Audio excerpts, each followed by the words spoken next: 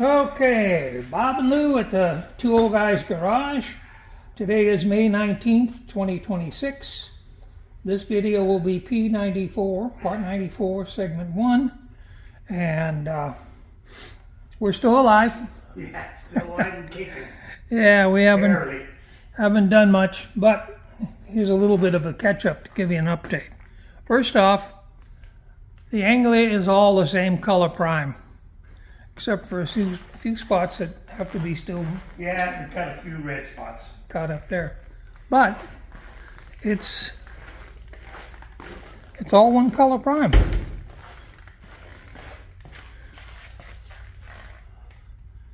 So it does look better. Before I referred to it once as a coat of many colors. So that's good. The other thing that's been done is, let me get inside the car here. Lou has taken and fabricated and installed a piece up here to cover that ugly fiberglass body. And he also put cover plates up, and as you can see, it's flat black prime. Cut down on the reflection and the glare. So that's looking better. And then he installed his thermometer gauge that he had in, what, your 33? Yeah, I had done the 33. 33, how many years? That'd be years ago. Yeah, right? that's what, 50 years ago? 50? 40, 80, 80, in the 80s, 90, 20, shit, about 30 years. No, it's 30 odd years ago or more. Yeah. So anyway, it's looking better, looking good. That's pretty much it. What else? No, it's just It's just getting there. yeah, it's just a dry, everyday driver. Yeah.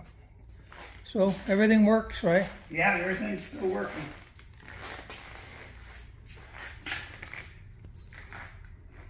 Yeah. Not bad. So what's on the menu, Lou? Anything? I don't know yet. I got to tinker on something. I don't know, dude. I don't know.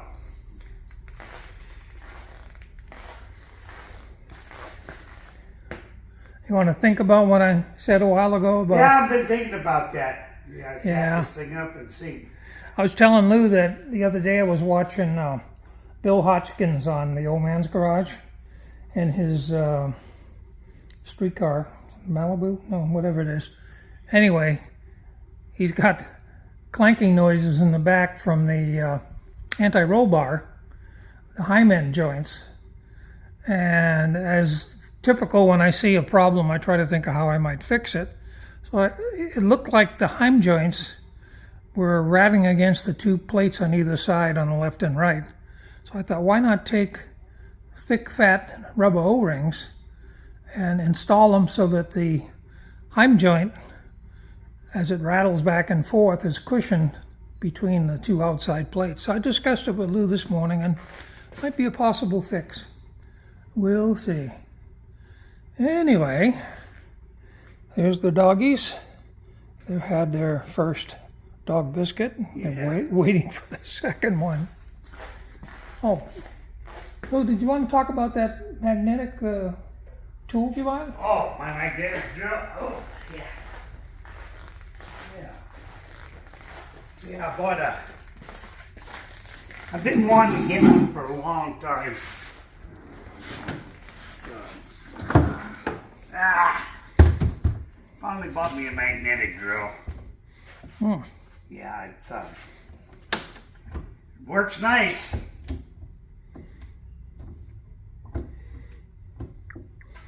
So, I see a power cord. I guess what? When you turn a switch someplace? Yeah, when you turn the switch on, it clamps onto the bit of steel. Of course, it won't do nothing on aluminum. But then what's nice about this guy, it has a speed control in the forward and reverse. And Yeah, it works nice. And then it comes, this kit here came with a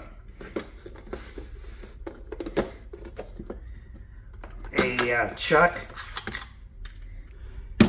Come on the chuck, and then it comes with cutters. Oh, they look like mill pieces, huh? Yeah. And then, so, of course, these are metric. You know, what do you expect from China? So anyhow, they sell these. Same outfit, but these are all American cutters. Oh. So this one here goes from an inch to 2 inch. Wow. That's cool. Yeah, so that sure could use that hole saw there. So where did this come from? I bought this on Amazon? whatchamacallit? Amazon? Amazon. Good old Amazon. They got everything. Yeah. So how much was it? Now this, it was only I think $215 for this and this kit here. Which was really not bad. No, that isn't. Not until... And of course, these here, this cost $100 right here. Well, still, that's not bad for... Yeah, and then I got another one with smaller diameters. Cool. Yeah. So yeah, that's...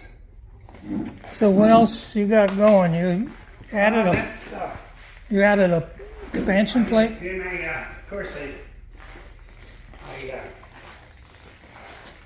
added a hunk of steel onto my table here, make it a little bit bigger. Because it was, you know, it's just a little guy. So what is this? This is pickle. Oh, pickled. Yeah, it's called oil and pickle. So it has a smooth base. It's not coal roll, but it's oil and pickle. So it has a nice, instead of a hot plate, regular plate has the mill thing. And then of course I got my saw. I use that. Oh, that's work. This baby is working good now. Oh yeah, this is the piece you Yeah, added. those. And then I put actually I really don't need that, but it does work good. Straight edge. Yes, makes it kind of nice. Cool. But it does work good. So, I guess, we got to build another car? Build something. All right. Oh, hey, the last video we did, one of our subscribers was a guy you knew years ago. Yeah, Ross. John Ross? John Ross. Yeah. John Ross. He made a comment Right. about how you used to help everybody in the neighborhood building stuff. Yeah. And there was I built him a flatbed. Yeah. He had a old Chevy truck, and we put a flatbed on it. Yeah, and he still had it, I think he said. Yeah, he says he still has it. Still has it, yeah. So It'd be kind of nice to get a hold of him.